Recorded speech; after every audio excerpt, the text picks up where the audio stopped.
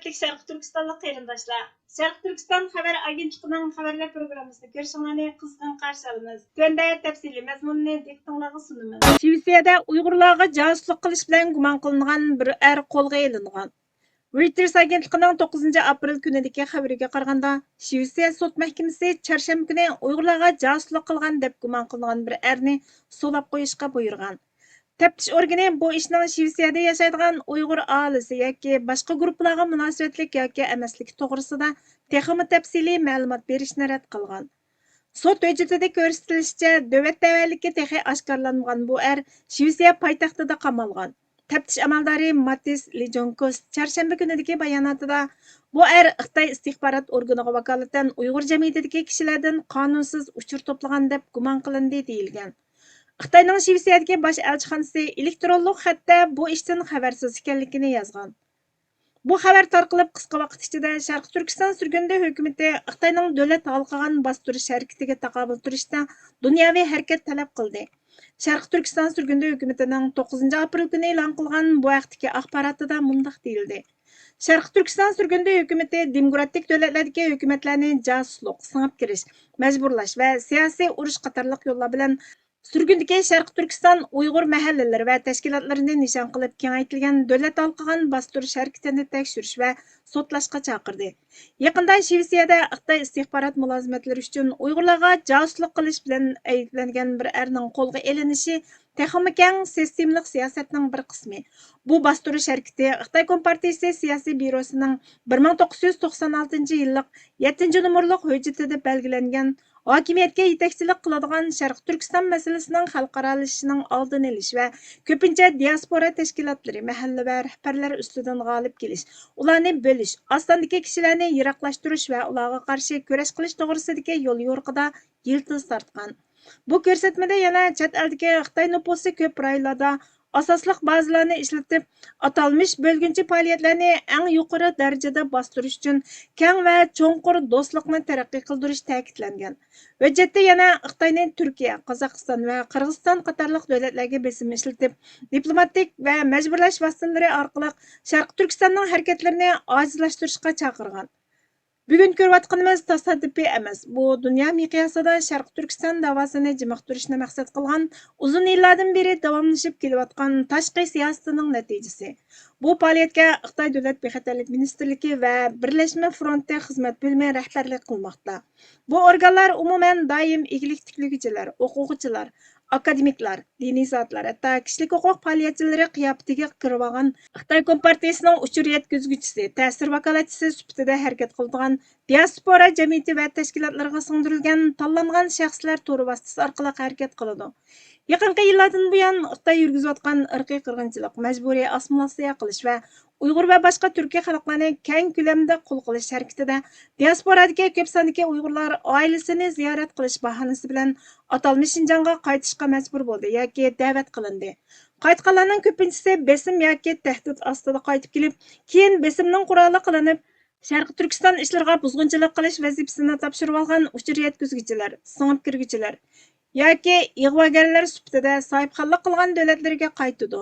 Davlat olqigan besim, kuzatish, parakandichilik selish, xato uchur tarqitish, qonun haqqi va Sharq Turkiston qo'g'dug'uvchilari, shundaqla ularning atalmish Shinjondagi oila tavobatlariga tahdid selish nishoni qilib olish qatorliqlarni o'z ichiga oladi. 1996-yili atalmish Shinjon Uyg'ur Avtonom rayonining ayni vaqtdagi rahbari Ablat Abdurashid Xitoy hokimiyati vaziyatining yo'nalishini qo'rqinchli atalg'ular bilan ifodalagan. Ya'ni bo'lginchilikka qarshi turishning barliq usullarini, ya'ni to'liq ta'sir ostiga olish, tashviq qilish, o'ltirish qatorliq usullarni qabul qilishga bo'ladi degan. Va bu siyosat izchil ijro qilinib, dunyo miqyosida yo'lga qo'yildi. Sharq Turkiston surgunda hukumatining tashqi ishlar va bexatarlik ministri Salih Xudoyer Xitoyning xalqimizga qarshi turishi faqat ishg'ol qilingan vatanimiz bilan cheklanmaydi.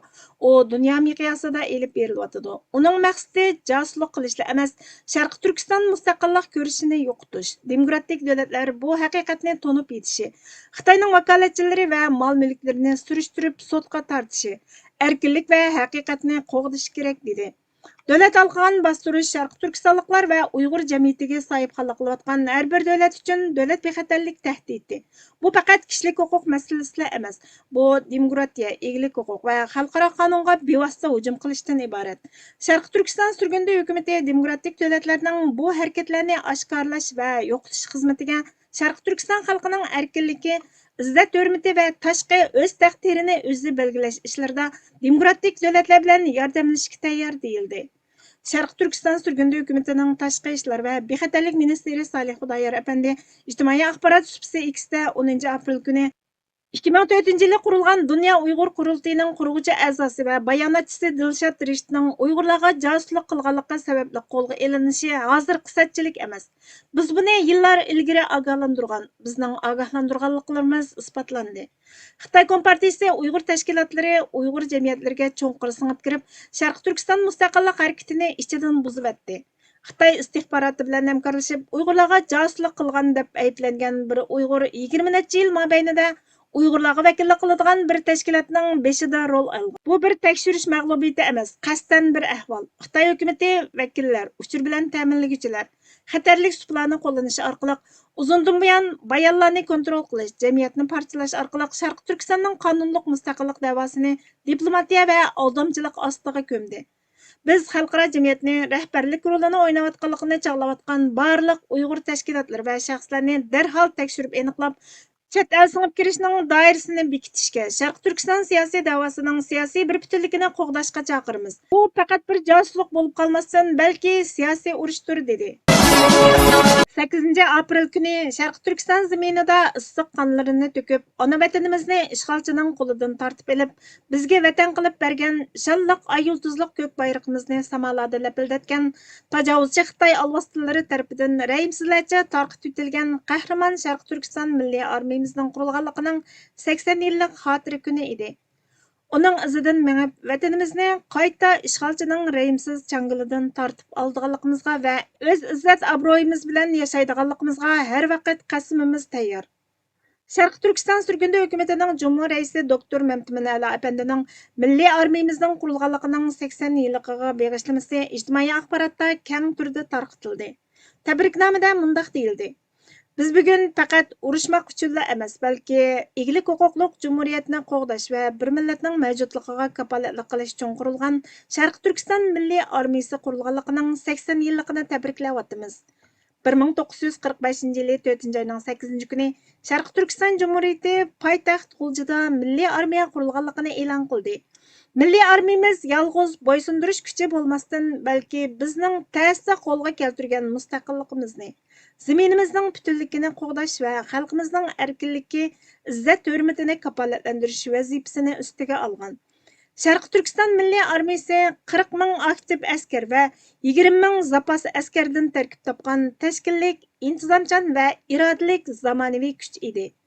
U 3 safda botirlik bilan kurash qilib, keng Sharq Turkiston zaminini Xitoy ishg'oliyatidan ozod qilib, Sharq Turkistonning har qaysi joylaridagi qo'zg'olonlarga ilhom berdi. U o'tgan har bir yeza va vodilarga erkin kelgusiga bo'lgan umidni elib keldi. 1949 yili 12 oyning 22 kuni tajovuzchi Xitoy Kompartiyasi Jumhuriyatimizni tarmar qildi, armiyamizni tarqitib etdi. Bugunga qadar davomlashgan rayimsiz mustamlikachilik ishg'oliyatiga yo'l ochdi. Milliy armiyamizdan ayrilish faqat hukumatning yimirilishi bo'lib qolmasdan, mudofaa ishlarimizning yimirilishi, eglik huquqimizning oxirlashishi va irqiy qirg'inchilik dahshatining boshlanishi edi. Biz qurolsizlandik va mudofaasiz qoldik. Mashg'ul bo'ldik, ovozsiz qoldik. Armiya bo'lmasa, davlat bo'lmasa, xalqimiz necha 10 yillik mustamlikachilik, osmolasiya, jazo lagerlariga qamalish, qul amgikiga selinish, keng ko'lamda nazorat qilinish, tug'mas qilib etilish, kultur va jismoniy qirg'inchilikqa uchirdi. Bu bundaq davom qilavermaydi. Sharq Turkistonning mustaqilligini asliga keltirish umid masalasi emas, bu hayot qilish masalasi. Hamda uni qo'g'dash vositasi bo'lmaganda mustaqillik bo'lmaydi. Sharq Turkiston milliy armiyasini qayta qurish ixtiyoriy masala emas, balki zaruriyatdir. Xalqimizning erkin, bexatar va izzat hurmatining kafolatlantirilishi uchun yangidan yuksalish kerak bo'lgan qalqondir. Shunglashqa biz xalqaro jamiyatga shundoq chaqiriq qilamizki, Sharq Turkistonni ishg'ol qilingan davlat deb e'tirof qiling. Haqliq bo'lgan milliy ozodlik da'vomizni qo'llang.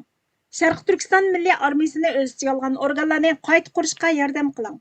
Xalqimiz irqiy qirg'inchilik va zo'rbalikdan qo'g'dansin. Ajdodlarimiz tik turdi, urushib yiqilgan bo'lsa-mu bosh egmadi.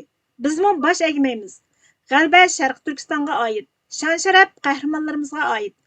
Kurash orqali mustaqillik, kuch orqali hurlikka erishimiz. Bizga vaqt ayirganingiz uchun ko'pdan-ko'p rahmat.